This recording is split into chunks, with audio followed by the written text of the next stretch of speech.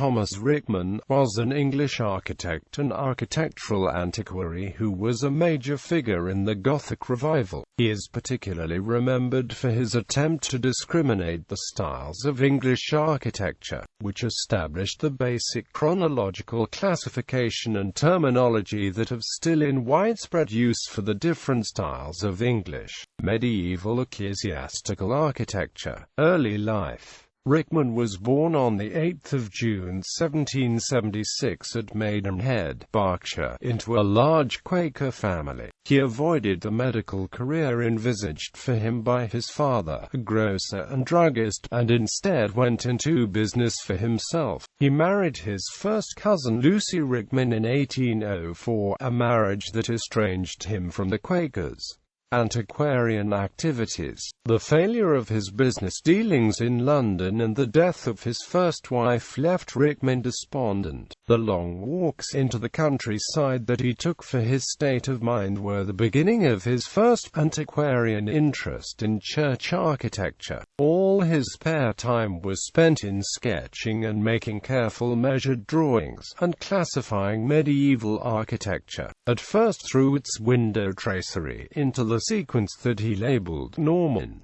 Early English, Decorated English, and Perpendicular English, names that have remained in use, which he was already employing in his diaries in 1811. He gained a knowledge of architecture which was very remarkable at a time when little taste existed for the beauties of the Gothic styles. The Encyclopaedia Britannica 1911 reported that, in 1811 alone, he is said to have studied 3,000 ecclesiastical buildings. In September that year he gave the first of a series of lectures on medieval architecture at the small Philosophical Society of Liverpool, which he had joined. His first publication was an article on Gothic architecture for Smith's Panorama of Arts and Sciences. This was separately published in 1817 as an attempt to discriminate the styles of English architecture from the Conquest to the Reformation, the first systematic treatise on Gothic architecture and a milestone in the Gothic Revival. It ran through many editions and provided the basis of Rickman's public reputation. He was elected a Fellow of the Society of Antiquaries in 1829. Rickman's architectural practice. As an architect, Rickman was self-taught. When in the Church Building Act of 1818 a large grant of money was set by the government to build new Waterloo churches, Rickman sent in a design of his own which was successful in an open competition. Thus he was fairly launched upon the profession of an architect, for which his natural gifts strongly fitted him. Rickman then moved to Birmingham, where he designed the St. George's Church for the city. The design also consisted of churchyard gates, completed in 1822, which remain today. By 1830 Rickman had become one of the most successful architects of his time. He built churches at Hampton Lucy, Ombersley, and Stretton-on-Dunsmore, St. George's at Birmingham, St. Philip's, St. Mary the Virgin and St. Matthew's in Bristol, 2 in Carlisle, St. Peter's and St. Paul's at Preston, St. David's in Glasgow,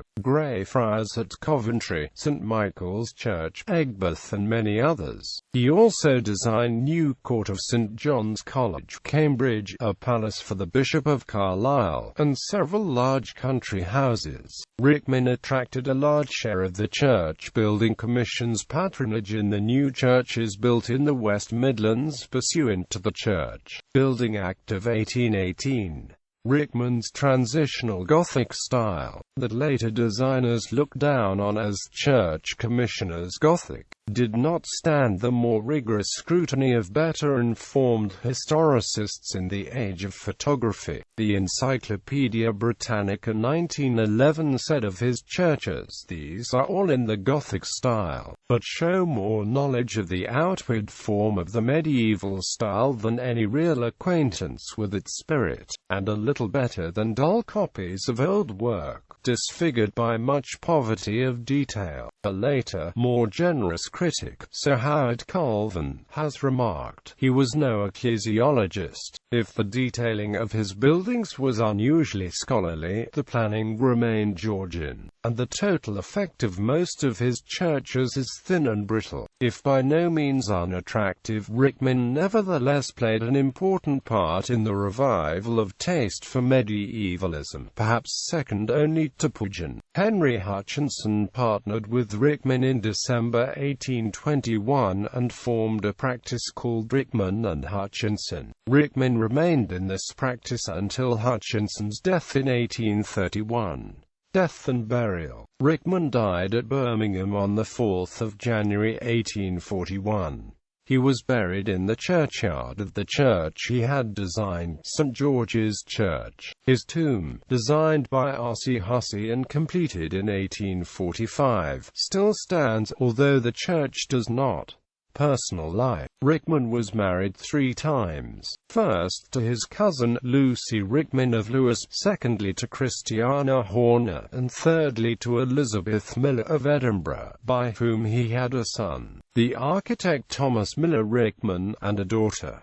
Major works: St. George's Church, Everton 1813, St. Michael's Church, Aigburth 1813, Church of St. Thomas, Birmingham 1826–29, Bank for Birmingham Banking Company, Temple Row, Birmingham 1830, Holy Trinity Church, Lawrence Hill 1832, Keeper's Lodge, Audley End, Essex 1835, St. Stephen's Church, Sneinton 1837, Bishop Ryder Church, Birmingham 1838, Rose Castle, Cumbria,